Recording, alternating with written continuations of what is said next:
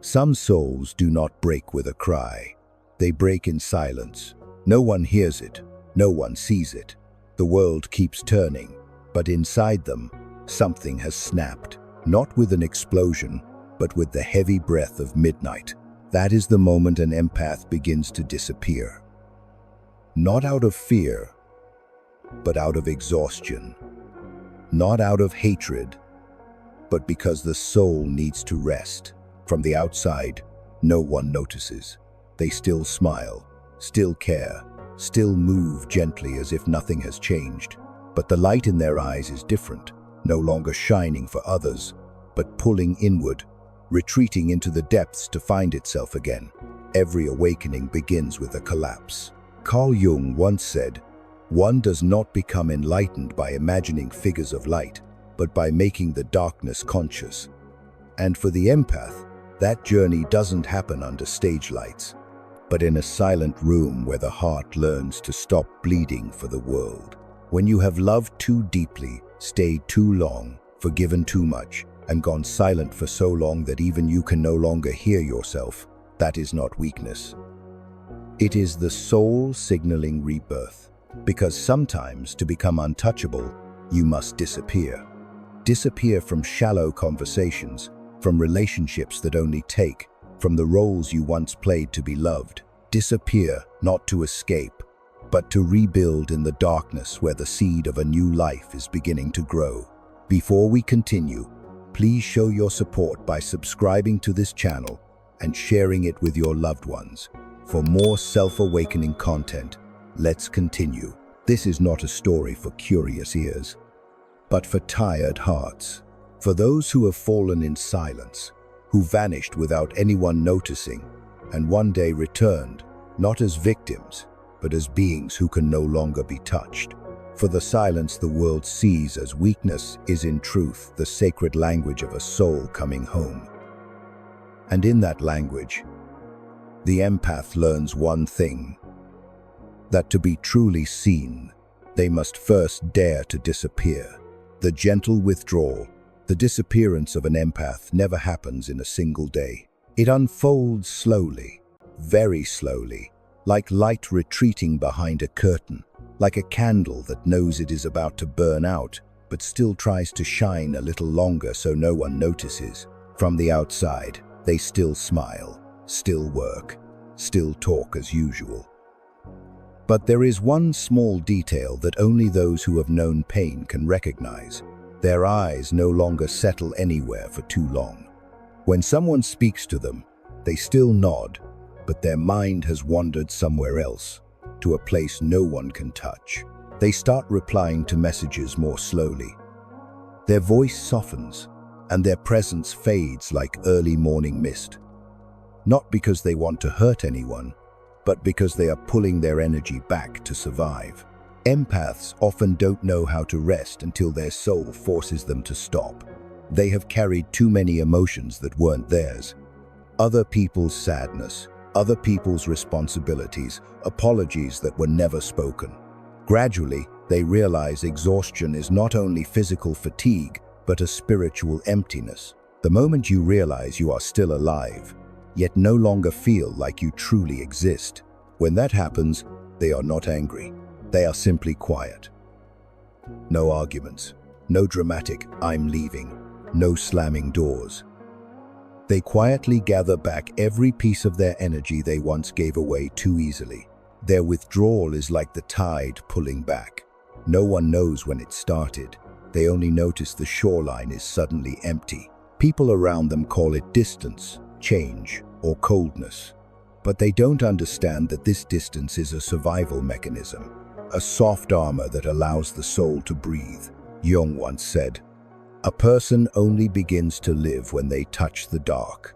And it is in this withdrawal that the empath begins to touch theirs. They realize silence is no longer a punishment, but a medicine. They stop seeking to be understood, stop explaining themselves, stop trying to keep connections that no longer offer reciprocity. Instead of shouting to be heard, they begin listening to themselves. Their evenings change, no longer filled with long conversations meant to soothe someone else. No more comforting messages. No more, I'm okay. They sit in the dark, listening to their own heartbeat, hearing their thoughts drift by like wind. There, they realize all these years, they have never truly been alone with themselves. And in that stillness, something subtle happens. The fear of loneliness begins to dissolve. They realize silence doesn't kill them, it heals them. Distance isn't a loss. It is how their soul retrieves its boundaries. When they stop chasing validation, the world loses its power to define them. This is the first step of disappearing, the gentle withdrawal. No noise, no tears, no dramatic scenes, just a shift in energy from outward to inward. They no longer shine to be seen. They begin to shine to stay whole. Because sometimes the only way to find yourself is to stop speaking, stop explaining, stop being the rescuer. And in that silence, the empath learns a profound truth. No one truly sees you until you stop trying to be seen. Inside the cocoon, facing the darkness, after the light pulls back, the empath enters a stage few people understand: voluntary isolation. Not isolation out of fear or anger, but to breathe. They stop chasing everything: work, praise, affection, even the obsession with being understood. Everything goes quiet. At first, the silence feels like a void with no echo. But then inside that emptiness, they begin to hear what they forgot long ago. The voice of their own soul. The cocoon is not a gentle place. It is a small room filled with memories where every wound once hidden under smiles now rises to the surface. They remember every time they were hurt but said, "It's okay." Every sleepless night spent comforting someone who never asked if they were all right. These memories feel like knives at first, but gradually they become teachers. Each memory brings a lesson. Kindness does not mean enduring. Love does not mean accepting pain. Forgiveness does not mean staying. In the darkness of the cocoon, all roles fall away. No more the strong one, the healer, the peacemaker. They are left only with their raw self, vulnerable, tired, and real. This is the moment Jung called Nigredo, the black stage of soul transformation. All illusions collapse. The illusion of love that saves, the illusion of goodness being rewarded, the illusion that giving enough will make someone love you properly. It hurts, but it is the pain of truth. And there the seed of rebirth is planted. The empath learns to sit with sadness without running away. They let the pain speak, let the tears fall without shame. Each tear is rain washing away the dust of years spent pretending to be fine. Then they realize silence is not the absence of sound, but the presence of awareness. Inside the cocoon, they learn again how to breathe, eat, sleep, and live without effort. They stop trying to heal others. They begin healing themselves with the smallest acts. A morning cup of tea, a journal page written with honest tears, a song that needs no witness. This is the stage where the outside world misunderstands them most. People think they have disappeared, lost direction, fallen into depression. But in truth, they are reassembling their own energy, like a caterpillar turning to liquid before becoming a butterfly. A temporary death, preparing for a new life. As this transformation happens, they begin to see clearly what was once hidden. They see who truly cares and who only cares when benefiting. They notice how people react to their silence. The sincere become concerned. The controller becomes angry. These reactions reveal the truth of relationships they once clung to blindly. In this isolation, the empath is no longer a victim of others' emotions. They become an observer, seeing the pain without dissolving into it. They begin to distinguish, this is mine. This is someone else's energy. And that moment is a turning point. They stop absorbing and start choosing. This is the real meaning of healing silence. Not the silence of avoidance, but of awakening. They are learning how to exist without losing themselves. They are building their first sacred boundary, not with people, but with their old mental habits. When an empath enters this cocoon, the world thinks they are disappearing, but in truth, they are being reshaped. In stillness, they melt away everything built from fear, preparing to emerge as who they were meant to be. The death of the old self. During this stage, they release the habits that once defined them, not through rebellion but through the exhaustion of meaning. Phrases like, "I have to help them," "I must be kind," "I should endure a bit more," now echo like distant voices. They no longer believe in the slogan, "Love conquers all," because they finally understand love cannot conquer when only one person is fighting. The empath experiences this inner death not in blood and tears, but in the shedding of what once felt sacred. They let go of the need to be understood. They let go of the savior role. They let go of the illusion that sacrifice can redeem someone. Each thing they release is painful because it was tied to an identity they once believed was truly themselves. But the truth is, it never was. It was only the skin of fear. Fear of abandonment. Fear of being called selfish. Fear that without giving, they would not be worthy. This inner death is silent but real. It is like looking in the mirror and no longer wanting to pretend to be okay. Like smiling out of politeness but feeling no response in the heart. Like hearing an apology and feeling tired instead of comforted. Not because of bitterness, but because the soul knows it is time to stop. This inner death is not collapse, but liberation. It cuts the invisible strings, tying them to those who manipulated them with guilt. It separates them from relationships of dependence where their existence depended on pleasing others.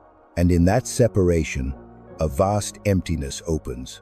But the remarkable thing is, for the first time, they are not afraid of it, because deep down, they know only when the old self dies can the true self be born. Jung once wrote, "There is no rebirth without a death." The empath now understands this through lived experience, not theory. They see clearly that to grow, the soul sometimes must burn even what once seemed virtuous, not to become cruel, but to become real. Because kindness is no longer about always saying yes, but about being able to say no when it saves themselves. During this stage, they often feel empty, directionless, no longer interested in shallow conversations, surface-level relationships, or social games. They need space for the transformation unfolding quietly within. Like a seed cracking in the dark soil before touching light, the death of the old identity also ends the illusion of control. They stop wanting to change others, stop wanting to prove what is right or wrong, stop wanting to be understood. They let things dissolve. And in that dissolution, something miraculous happens. They begin to feel a peace that depends on no one, a deep peace needing no explanation, needing no approval. The empath is no longer the good person by old standards. They become still, even unpredictable. But behind that stillness is a wisdom born from ashes. They understand that to be free, part of them must die. And this is not a tragic death. It is the initiation of a mature soul. For only when the old ego dissolves does the heart have room to love, not out of need, but out of awareness. Not to save someone, but to walk beside them. Not to be seen, but to see themselves. Integrating the shadow. After the death of the old self comes perhaps the most crucial stage, meeting the shadow. It is the anger they never dared to express. The envy they once condemned as sinful. The deep desires are suffocated by the image of being a good person. When they withdraw from the outer world, all those parts begin to surface, and for the first time, they no longer avoid them. They sit still and let the darkness speak. No judgment, no rejection, only observation. They realize that behind the anger is a sense of betrayal. Behind the envy is a longing to be seen. Behind the need for control is the fear of being abandoned. And in the moment they look directly at these things without running away, a deep kind of healing begins.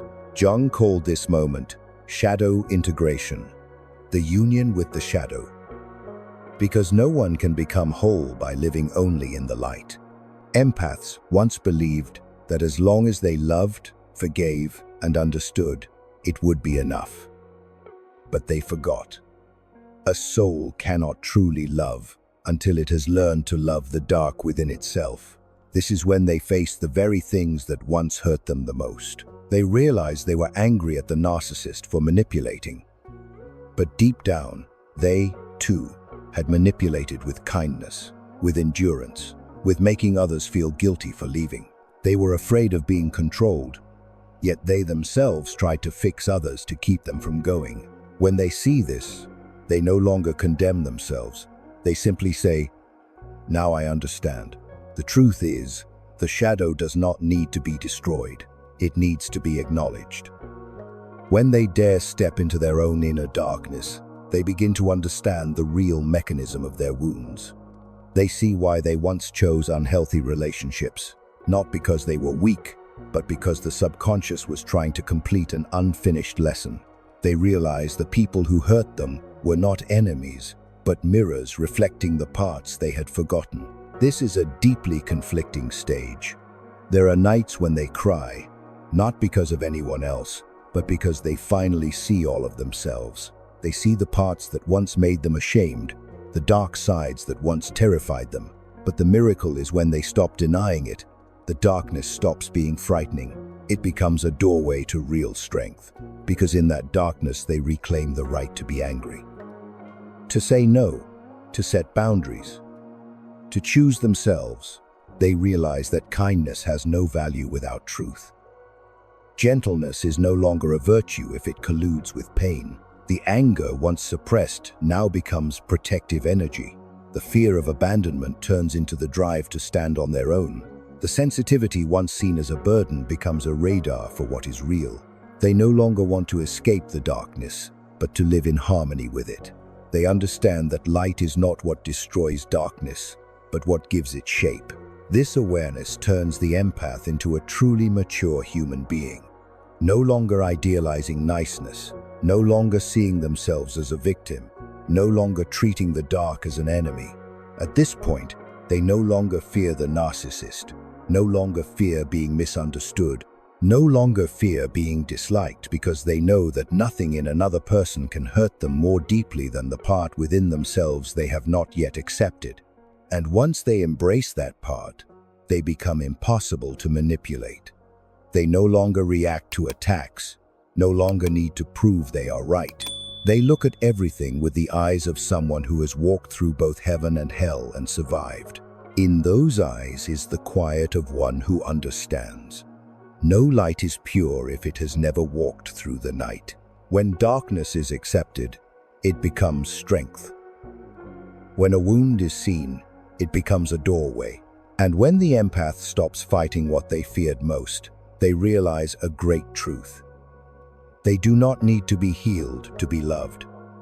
They only need to be real to be free, reclaiming energy and building boundaries. After facing the darkness, the empath enters a new phase, the phase of reclamation. They begin retrieving every fragment of energy they unconsciously gave away over the years of living for others. No longer the giver to be loved, but the one who chooses to give from awareness. This is the turning point where they shift from living for others to living with themselves.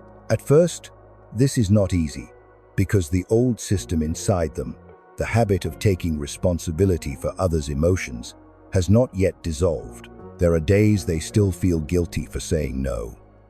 There are nights they still wrestle with the fear of being too cold. But then they realize that guilt does not come from love. It comes from old programming, the very thing that once made them say yes, even when their soul was screaming for help. As this awareness grows, the empath begins practicing sacred boundaries, not as walls that shut people out, but as energetic fences that let their souls breathe. They learn how to say no without over-explaining, how to walk away without feeling cruel, how to listen to another's pain without dissolving into it. For them, this is the hardest art, to love without losing themselves. Carl Jung once said, "There is no awakening without pain." But he also added, "After every expansion of consciousness, energy is withdrawn. When the empath understands this, they see that withdrawing energy from draining relationships is not selfishness. It is the law of balance. Each time they refuse something that is not true to them, they are pulling their energy back to center. These boundaries are not built from fear, but from awareness. They no longer react. They respond. They no longer need to prove. They simply live their truth. When someone comes with sweet words but distorted energy, they feel it immediately and choose silence. When someone tries to reopen the past, they do not explode. They simply do not engage. Their power now lies in non-reaction, not justification. And then something strange happens. The world begins to shift to their frequency. The old people, manipulators, and users gradually fall away. New people appear, not looking to be saved, but wanting to grow together. The empath realizes real love does not need to be rescued. It needs to be respected. In this phase, they no longer need the crowd to understand them. They only need a clean space to be themselves. They return to nature, music, art, meditation. The things that once made them feel connected before the world wore them down. Slowly, they notice something unusual. Their energy no longer leaks. The body feels lighter. The mind is clearer. Intuition returns stronger than ever. This is the stage of sovereignty. Soul sovereignty. No one can dictate their feelings anymore. No compliment can intoxicate them. No insult can break them. They stand in the world like a pillar of light, soft yet unshakable, quiet yet full of life. They no longer try to forgive to prove they are noble. Forgiveness comes naturally, like breathing, because they have cut all dependency. When there is no longer attachment, forgiveness is no longer an act. It is a state. They no longer try to let go because there is nothing left to let go of. Whatever was not theirs has already fallen away. In this phase, they also understand a profound truth. Love is not about giving everything, but about giving rightly. Because love does not demand that you empty yourself. It teaches you to distinguish between sharing and self-sacrifice. They begin choosing relationships of reciprocity where both people grow. They no longer feel the need to prove their goodness because their conscious presence is already light. From here, their peace no longer depends on anyone. It comes from being honest with themselves. They learn to live without needing to be understood, to love without needing to be returned, to give without needing praise. Every action becomes as natural as breathing, not because they are numb, but because they have found freedom in not needing to control the outcome. This is the stage in which the empath returns to their true power, the power of simplicity. They no longer chase the light because they are the light. They no longer search for love because they are living as love. They no longer fear loss because they know what is meant for them will come, and what no longer fits will naturally fall away. The return, a different version. The return of an empath is never the same as an ex coming back, because they do not return to continue what was unfinished. They return as a different version. A being who has walked through the hell of their own soul, dissolved, lost everything that used to define them, and then been reborn in silence. If before they lived to be understood, now they live to be true. If before they shone in order to be seen, now they radiate without needing an audience. An empath after rebirth is a living paradox. They carry the softest heart and the steadiest energy. They feel more deeply yet are less easily wounded. They love more yet cling less because they no longer love from lack but from awareness. Every relationship is no longer a place to prove their worth but a mirror through which they observe themselves. They listen not to react but to understand the frequency of the person before them. They speak less, but every word carries weight. No longer empty comfort but truth, spoken with kindness. People are often surprised when they meet them again. "You are so different," they say. but they cannot name what has changed. Because what has changed is not the voice, the smile, or the clothes. It is the energy, invisible, yet tangible. They no longer scatter their energy outward. They hold it within like a still lake that can reflect the whole sky without having to do anything. In the eyes of the empath, now there is something special, a quietness that makes others feel both safe and unable to fully touch them. They are no longer shaken by praise, no longer shattered by rejection. They know their value does not live in anyone else's reaction. And precisely when they no longer need to be seen, they become more visible than ever. They move through the world with a new kind of freedom.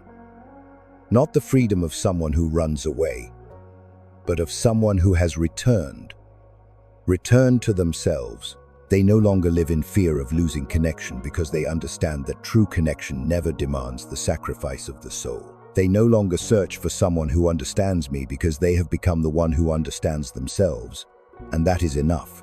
Carl Jung once said, "When we realize that the divine is nowhere else but within us, all pilgrimages come to an end." The empath now understands this in a way that is no longer theoretical. They once searched for love the way one searches for God, praying, sacrificing, believing blindly. But now they understand that God is not the person at the other end of the relationship, but the small voice they had long abandoned in their own heart. When they listen to that voice again, they no longer need to run anywhere. The world still tests them. Old people still come back with apologies, with regretful eyes, with what we used to have. But the empath no longer responds in the old ways. They do not seek revenge, nor do they go back. They simply smile. Not a cold smile, but a knowing one, because they know every soul is learning, just at different levels. Those who once hurt them are not inherently bad. They are simply not yet conscious enough to love. And that lesson no longer belongs to the empath. Their silence now is not avoidance, but discernment. They know not every voice deserves a response. Not every battle needs to be fought, and not everyone is deep enough to truly meet them. They stop chasing fairness because they understand the justice of the soul does not operate by human logic. What they have lost will return in another form, on another energetic level, when they are ready to receive it. An empath, after returning, tends to live more slowly. They no longer chase goals to feel worthy. They do everything with a quiet awareness. They choose work, friends, and places to live based more on energetic resonance than on reasons. They understand that peace does not come from having everything, but from not needing everything. They no longer try to please anyone. They would rather live truthfully and be misunderstood than live falsely and be adored. They would rather lose others than lose themselves, because they have paid dearly for that lesson. The price of trading their essence to hold on to an illusion of love. Now they understand that true love will never ask you to choose between it and yourself. If you have to choose, it is no longer love. It is a dependency, living as light, and from this point, the empath steps into the phase of quiet resurrection. They do not need to declare, "I've changed." Their presence is proof enough. When they enter a room, the energy shifts. When they speak, their words carry weight. When they are silent, others feel reflected, because they no longer live as a good person, but as a real person. In work, they no longer seek validation through achievements, but through the sincerity they bring to each small act. In friendship, they choose depth over crowd. In love, they choose someone who shares their frequency, not someone before whom they must constantly prove their worth. Sometimes they still feel pain, but that pain no longer destroys them. It becomes a refining fire. Every emotion is now a signal, not a prison. The empath now understands that real strength is not the absence of feeling, but the ability to feel without being carried away. When angry, they do not explode. They observe anger like a cloud passing by. When sad, they do not run. They allow their tears to fall and then smile again. They no longer need to control themselves because they have become themselves. Whole, honest, self-governed. One of the clearest signs of this stage is the peace they feel in silence. Before, silence was a burden, loneliness, the feeling of being forgotten. Now silence is home. It is where they hear the heartbeat of the universe inside their own chest. In that silence, they sense clearly that life has never left them. It was just waiting for them to stop running and come back. An empath after rebirth does not try to be great. They only want to be faithful to their soul. Every action, every word becomes a small ritual of presence. They no longer feel the need to heal the world because they understand that by living authentically, they already are healing. Because true light never tries to shine on anyone. It simply exists. And in its existence, everything around it naturally becomes brighter. They begin to use silence as a tool. Someone who once argued now only smiles. Someone who once endured now simply leaves. Someone who once explained now only observes. They no longer need a beautiful ending because they understand nothing truly ends. Everything only changes form to bring them closer to their true self. When they meet again those who once hurt them, they no longer need an apology because they no longer wait for others to take responsibility for their emotions. They thank those people, not for the wounds, but because through them they learned what no school could teach. How to stand firm in solitude. Now they no longer fear being alone because they realize solitude is the road on which God leads the soul back home. The empath has completed the circle. From unconditional giving to dissolution to confrontation to rebirth. And now they live in the most silent power of every awakened soul. The right to be themselves without asking permission from anyone. They are no longer the light that burns out trying to illuminate others.